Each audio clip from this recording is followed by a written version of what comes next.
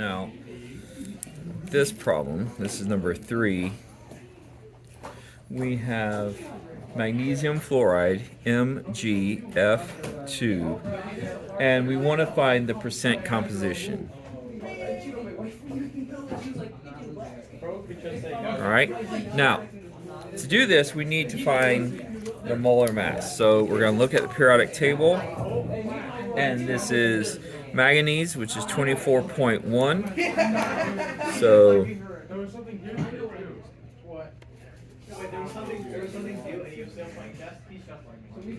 and then fluorine is 19. How are you doing? Hi. So now that we have this, now this is fluorine, so we need to multiply this by 2 because it's F2. So we're going to add all that up.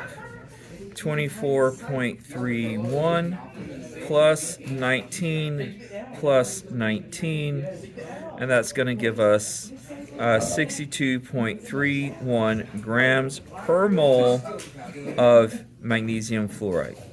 All right. Now that's the total mass of 1 mole. All right.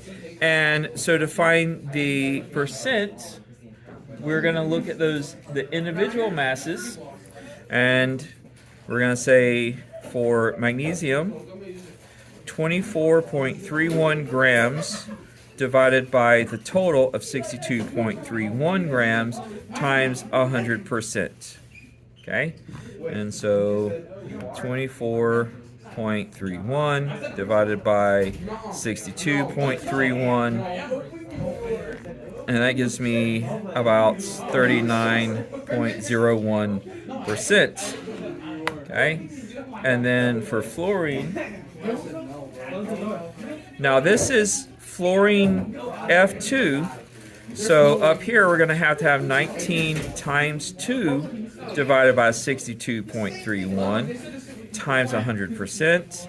So that's going to give us 38.00 divided by 62.31 times 100%. So 38 divided by 62.31. So that's going to give me 60.98, but that would round up to probably 60.99%. And again, we get 100%. All right. So this will be number 4 practice problem for 10.3, and it tells us that gypsum is a soft material used in plaster and composed of calcium sulfate dihydrate. Calculate the percent by mass of water in calcium sulfate dihydrate. Now, so we know that dihydrate means it has 2 waters in it. All right. So the formula is given as CaSO4 dot 2H2O. Now the dot does not mean multiply. It just means that the water is included in the crystal structure. Okay. Because again, this is an ionic compound. We have a positive ion, and then sulfate is a negative ion. Okay. Now, so the first thing we need to do is figure out the masses. Right? So the mass of calcium is 40.08. And then for sulfur, you're going to have 32.06. For oxygen, you're going to have 4 times 16. And then for water is 18.02, but there are 2. So for H2O, you're going to have 2 times 18.02. All right. So we're going to multiply everything, and so we're gonna have 40.0, 40.08, 32.06, and 4 times 16 is gonna be 64, and then 2 times 18.02 be 36.04. Now we need to add all that up. So 40.08 plus 32.06 plus 64 plus 36.04, and that gives us 172.18. Now that is the total mass of calcium sulfates dihydrates. Okay. Now we want to find the percent of the water.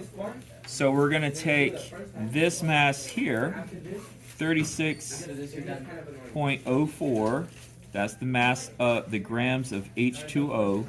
We're going to divide that by the total, 172.18 total grams, multiply by 100%, and then that equals, so 36.04 divided by 172.18 is going to be 20.93%. So 23% of the mass is H2O. All right, so in sample problem number 5. All right, in sample problem number 5, we're given that we have 63.65% nitrogen, 36.35% oxygen. We need to find the empirical formula. So the first thing we need to do is find the number of moles. Okay? Now if we look at the periodic table, we know that nitrogen has a molar mass of 14.01. And we know that oxygen has a molar mass of 16.00. Okay? So we're going to multiply, we're going to assume 100 gram sample. And the reason we're assuming 100 grams is because 63.65% of 100 grams would be 63.65 grams. So it just makes it easier. All right? So we're going to say 63.65 grams over 1 times 1 mole of nitrogen has a mass of 14.01 grams. Grams cancel. Okay? And so then we're just going to say 63.65 moles of nitrogen divided by 14.01, and 63.65 divided by 14.01 is 4.54 moles of nitrogen. Okay? Then we're going to do the same thing for oxygen. All right? So we're going to say we have, if we have a 100 gram sample, 36.35% would be 36.35 grams of oxygen times 1 mole of oxygen has a mass of 16.00 grams. Grams cancel. So we're going to have 36.35 moles of oxygen divided by 16.00. 36.35 divided by 16. And that's going to give us 2.27 moles of oxygen. Okay? Now, next we're going to divide each result by the smallest result. So we're going to divide everything by 2.27. So 4.54 moles of nitrogen divided by 2.27. So 4.54 divided by 2.27. That's going to give us 2. And then we're going to say 2.27 moles of oxygen divided by 2.27. That gives us 1. Okay? Mole nitrogen, mole oxygen. Okay? And so these numbers represent the subscripts. So we're going to have N2O. That is the empirical formula that has this percent composition, right? So they gave us the percent composition and asked us to find the empirical formula. Empirical formula. All right, so for sample problem number 6, we have a compound that has the empirical formula of CH. It has a molar mass of 78 grams per mole. Okay? And we are asked to find the molecular formula.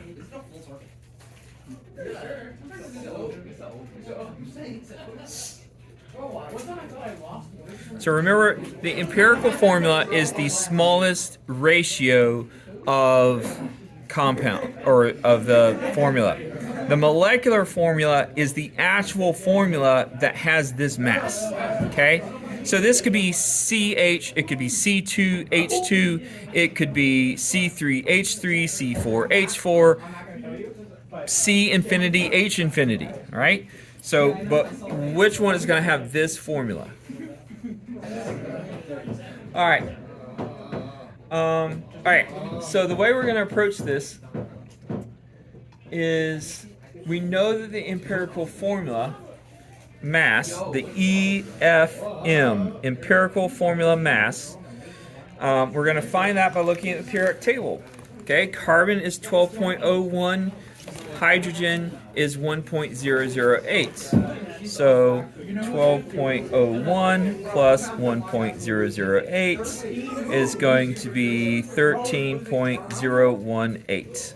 Okay, so that is the empirical formula mass. That is the mass of CH. Okay, and once we know that, we're going to take the total mass divided by 13.01. Now, so that's the total formula. This is the formula that we are looking for. All right, so we're going to take 78 grams per mole of the mystery, and we're going to divide that by 13.01 grams per mole. So that means grams per mole cancel out, and we're just left with 78 divided by 13.0. My calculator turned off. 78 divided by 13.01, and that's going to give us 5.995, which is going to round up to 6, right? We can't have 0.995 of an atom, so we're going to round up to 6, and that means our formula, our molecular formula,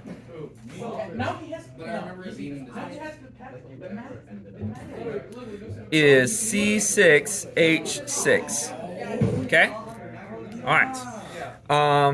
So that's how you do that. Alright, for number 7, it says we have a compound that consists of 43.64% phosphorus and 56.36% oxygen. The molar mass is 284 grams per mole. Okay? Find the molecular formula of the compound. All right, so all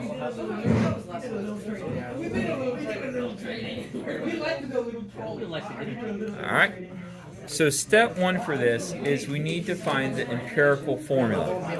So again, we're going to assume we have a 100-gram sample.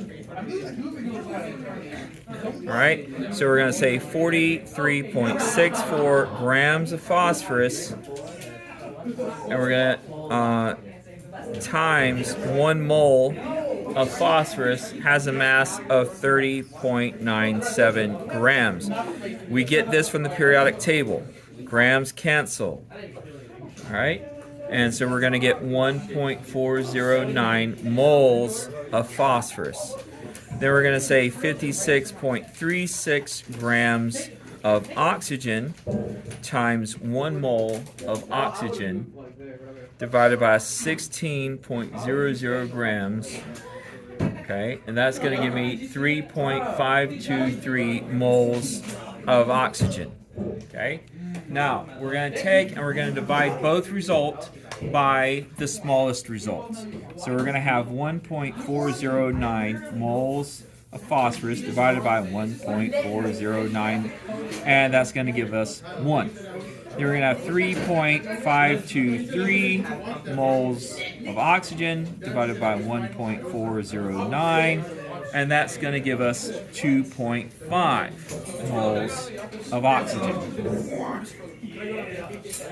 Why? Now, 2.5 is not a whole number. We can't have half an atom in our formula. So we're going to multiply both of these by 2. So that's going to give us 2 and 5. All right. Now, that gives us our empirical formula. So our empirical formula is equal to P2O5. Okay? And so the EFM is equal, and so now the mass of that formula is going to be 142 grams per mole. Okay? And so now we're going to take that molar mass that we started with. That's our actual sample. This is what this formula has. So we're going to have 284 grams per mole divided by 142 grams per mole. That equals 2. So that tells us that our molecular formula